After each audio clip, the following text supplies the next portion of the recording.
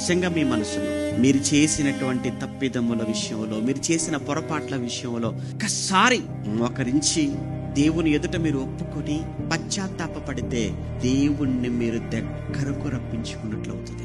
దేవుడు మీకు చాలా సమీపంకి వచ్చేస్తాడు, చాలా దగ్గరకు వచ్చేస్తాడు. దేవుడికి వాళ్ళే కావాలి.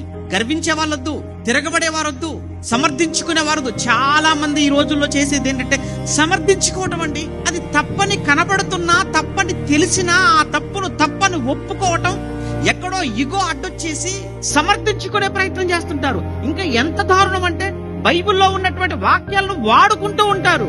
ఇది ఇంకా భయంకరమైన పాపం, ఇది ఇంకా క్షమలేని పాపం. ఎంతకైనా ఒడిగడుతున్నారు ఈ రోజు. ఇందులో విశ్వాసులు ఉన్నారు, పెద్దలు ఉన్నారు, సేవకులు కూడా అలానే మారిపోతున్న కాలంలోకి వచ్చేసాము ఈ రోజు. చాలా దారుణం. తప్పు అని మీ అంతరాత్మ, తప్పు అని మీ మనస్సాక్షి ఒకవైపు మీకు చెబుతూనే ఉంటే, మిమ్మల్ని గద్దిస్తూనే ఉంటే, మిమ్మల్ని